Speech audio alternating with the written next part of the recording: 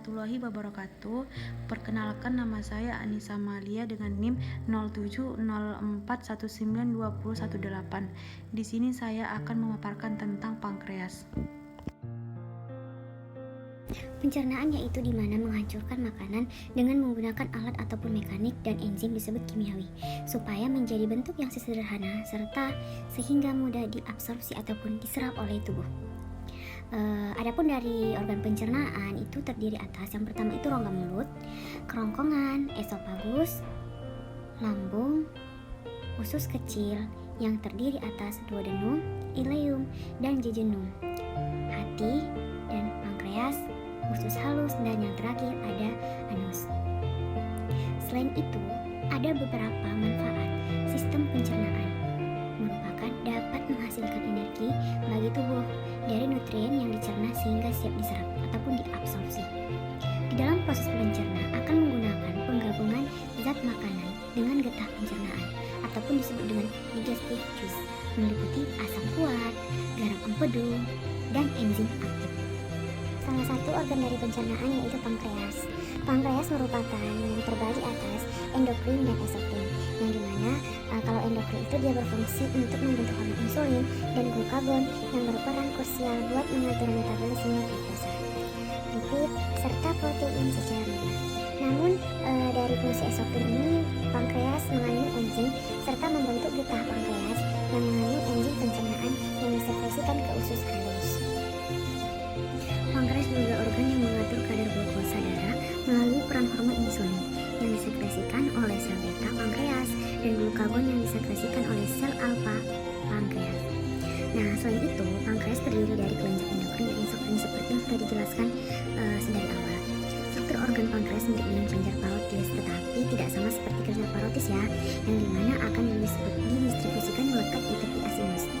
Pankreas yakni asinus serous murni 2. Adanya sel sentro asinus pada pertengahan asinus ini dikarenakan ductus intralobularis dimulai di tengah-tengah asinus insulin, terbuat dari getah-getah pankreas dan hormon. Adapun getah pankreas juga disebabkan oleh enzim-enzim dapat memproses hasil makanan dalam usus kecil insulin serta dapat mengontrol banyaknya makanan yang masuk ke dalam pankreas. Pankreas ialah mempunyai bentuk bertandang kelenjar yang mempunyai struktur majemuk bertandang itu seperti kelenjar luda ya. Terus pankreas ini terdiri dari 3 bagian. Yang pertama itu ada caput yang biasa disebut dengan kepala, badan pankreas, dan ekor pankreas. Yang pertama itu ada caput pankreas berada di pada bagian kanan rongga abdomen, yang dimana spesifiknya itu letaknya berada di lilitan usus 12 jari pada ukuran paling lebar daripada badan dan ekor pankreas. Kemudian badan pankreas ini mempunyai posisinya di belakang lambung dan merupakan sambungan utama dari pankreas. Yang terakhir ada ekor pankreas. Ekor ini berada di bagian kiri hingga menyentuh limpa dengan bentuk yang runcing, yaitu bentuknya runcing. Yang pertama itu ada embriologi pankreas. Tahap awal organogenesis ataupun embriologi pankreas itu dimulai dari tunas pankreas, dorsa dan ventral. Pada dorsa itu terdapat perkembangan dari duodenum berdekatan pada tunas hati. Lalu kemudian tunas ventral juga berkembang dari ujung pangkal tunas. Ketika mengalami perkembangannya, tunas pankreal ventral akan bermigrasi menjelang duodenum dan kemudian bersatu dengan tunas pankreas dorsal, sehingga tunas yang tadinya ventral itu akan membentuk bagian kanan, sedangkan tunas dorsal akan membentuk bagian kiri. Tunas pankreas ventral akan bergerak ke dorsal dalam cara yang sama dengan pergerakan ataupun pergeseran muara ductus biliaris ketika duodenum berputar ke kanan dan berbentuk C. Selanjutnya, pankreas dorsal akan menjadi ductus ketika duodenum berputar ke kanan dan membentuk C kembali. Lalu, pankreas dorsal akan menjadi ductus dan pankreas aksesoris. Jaringan duodenum yang sudah menjadi tunas pankreas berprofilasi dan bercabang-cabang, di mana ujung cabangnya membentuk jaringan asinar yang bermanfaat untuk kelenjar eksokrin kemudian menjadi menghasilkan enzim pencernaan. Adapun langkah-langkah pembentukan pankreas, yang pertama itu berasal dari kuncup duodenum ventral dan berputar ke kiri. Yang kedua, pembentukan selanjutnya dilakukan oleh penyatuan bagian distal ductus dorsal dari kuncup dorsal terhadap ductus dari kuncup ventral. Lalu, ductus cabang ventral masih ada hingga sudah matang, lalu enzim ini dibawa ke dalam usus halus.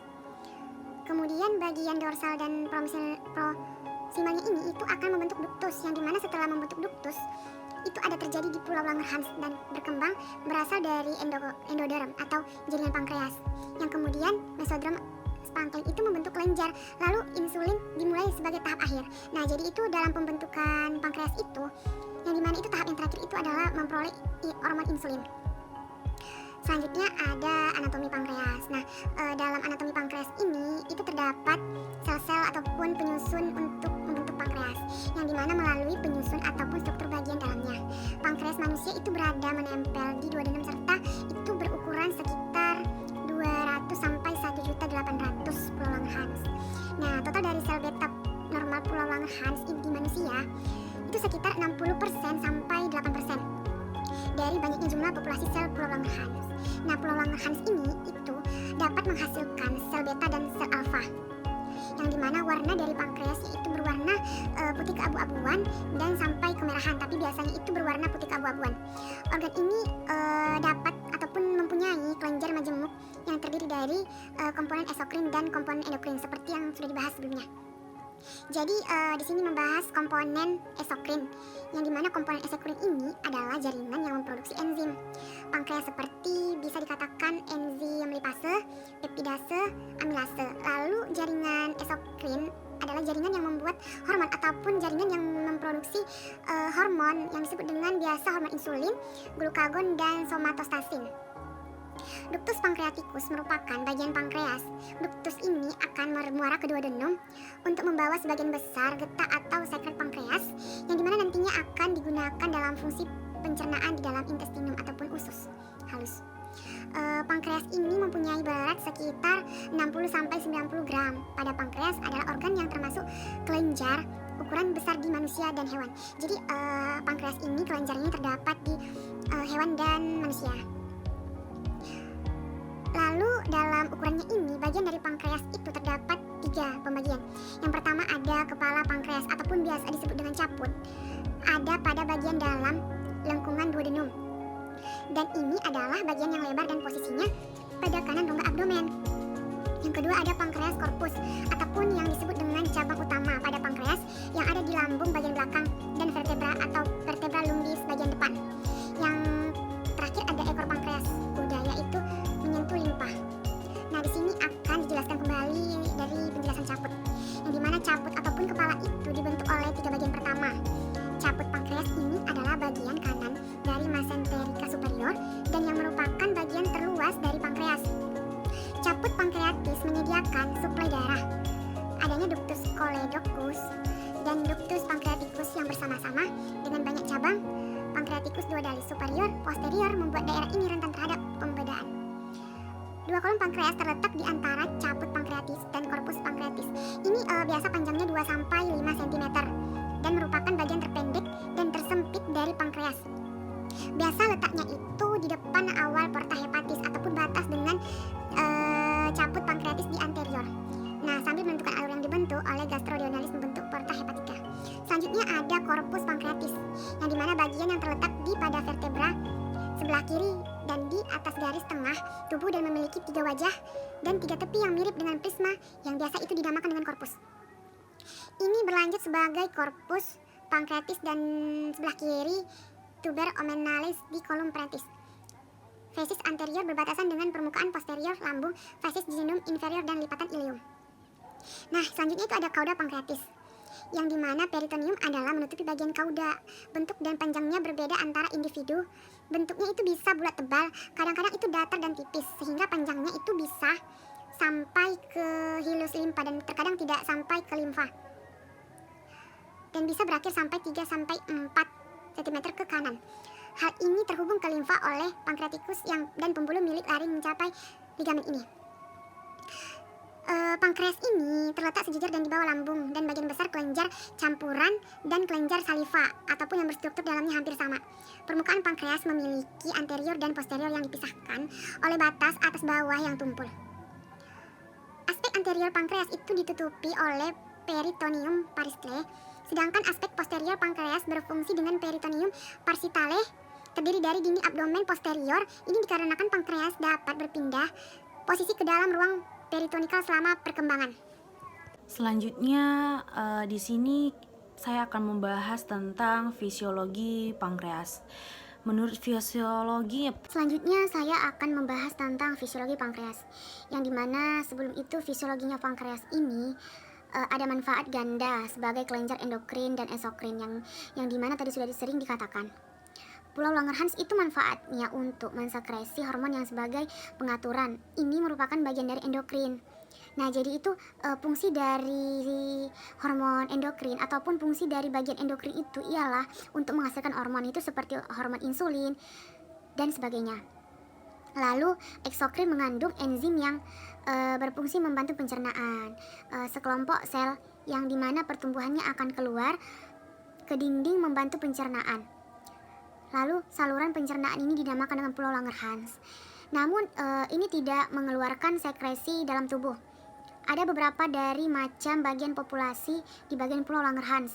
Yang pertama itu, sebelum itu, ini dibagi menjadi 5. Yang pertama itu ada yang dikatakan sebagai sel alfa ya, yang digunakan sebagai manfaatnya untuk memperoleh glukagon, dan ini berfungsi untuk menaikkan gula darah dan membuat cadangan gula pada hati, lalu kemudian itu dibawa ke darah. Yang kedua ada sel beta. Nah, setelah ada sel alfa maka ada sel beta, yang dimana sel beta hormon insulin ini diproduksi oleh sel beta. Jadi manfaat dari sel beta itu ialah untuk memperoleh ataupun menghasilkan hormon insulin yang dimana dapat menurunkan kadar gula darah. Jadi fungsi dari hormon insulin ini sebagai pengatur dalam gula darah di dalam tubuh kita. Cenderung menduduki posisi di tengah Pulau Langerhans, dan tidak hanya itu dapat sebagai sekresi insulin. Selanjutnya, jika ada sel alfa, ada sel beta, maka ada sel delta. Nah, sel delta ini adalah somatostatin ataupun sel yang berguna sebagai mencegah sekresi insulin dan glukagon, lalu menghambat produksi polipeptida oleh sel F pankreas. Dan yang terakhir terdapat sel F yang berfungsi untuk menghasilkan polipeptida guna memperlambat dalam penyerap makanan. Selanjutnya ada kandungan beberapa cairan pankreas dan akan bertaut untuk rangsangan yang diperoleh dari banyak sel sekretoris pankreas. Nah, kandungan pada enzim ini bisa ditingkatkan produktivitasnya dari rangsangan saraf maupun rangsangan hormonal. Jadi kandungan enzim ini apabila dia ingin ditambahkan produksinya ataupun ditingkatkan kefungsiannya, maka itu harus ada dari rangsangan dari luar ataupun rangsangan dari hormonal.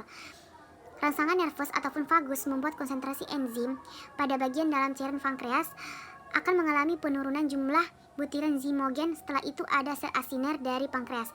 Nah, di dalam pankreas ini terdapat juga yang dikatakan sebagai sel asinar.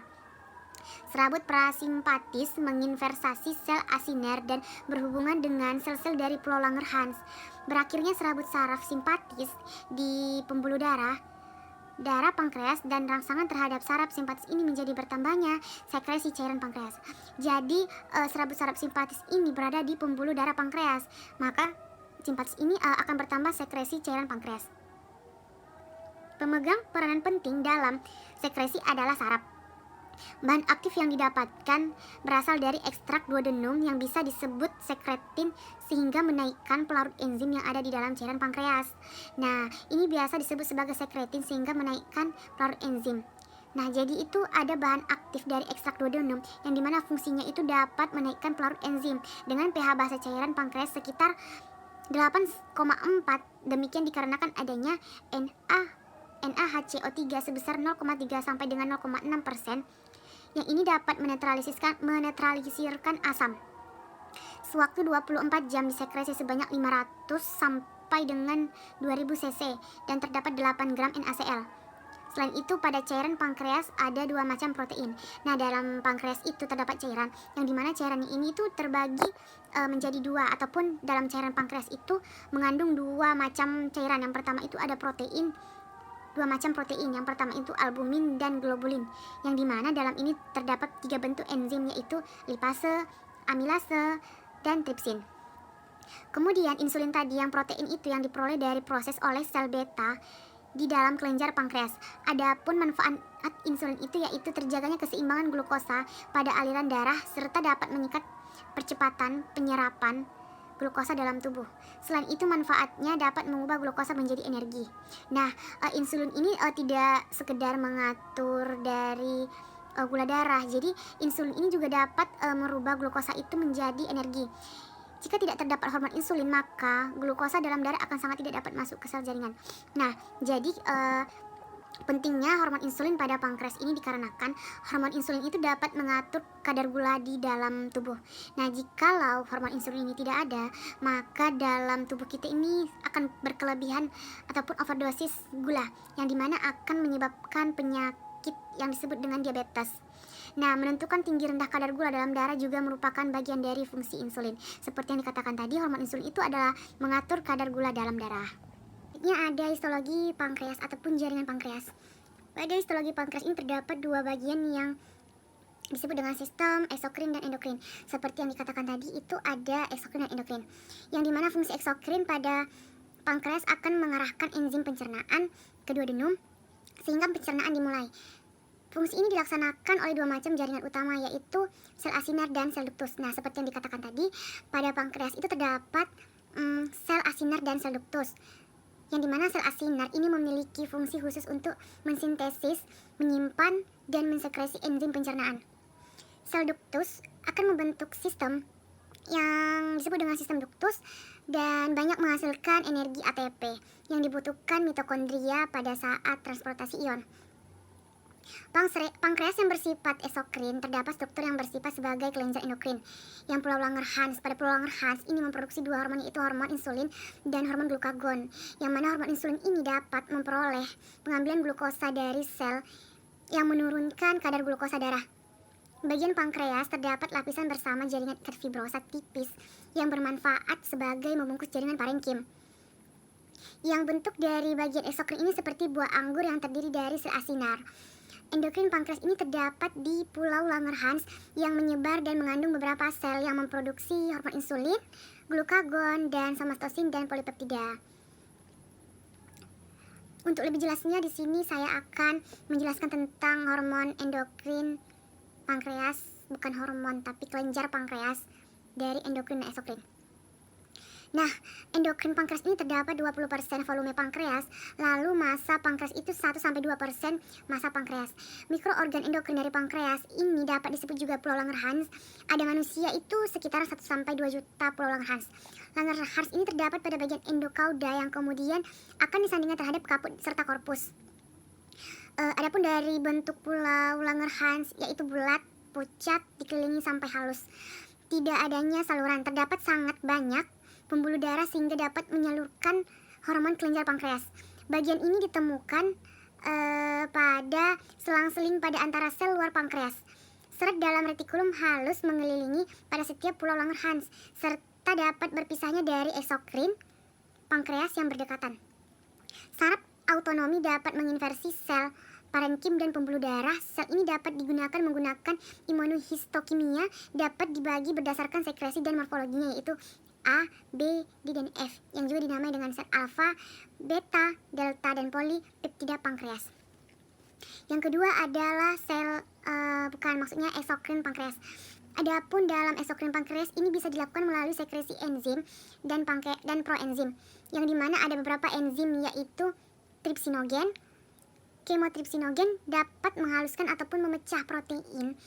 Kemudian ada lipase, ini bisa menghidrolisis tepung karbohidrat serta zat lainnya yang masuk ke dalam tubuh. Terakhir ada ribonuklease serta deoksiribonuklea.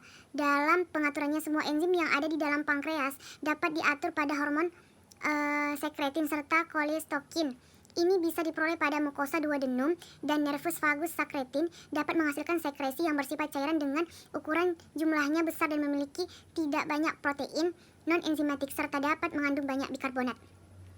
Selanjutnya, pada pulau Langerhans ini memiliki bentuk hampir menyerupai seperti kumpulan sel ovoid yang tersebar pada seluruh bagian dalam pankreas.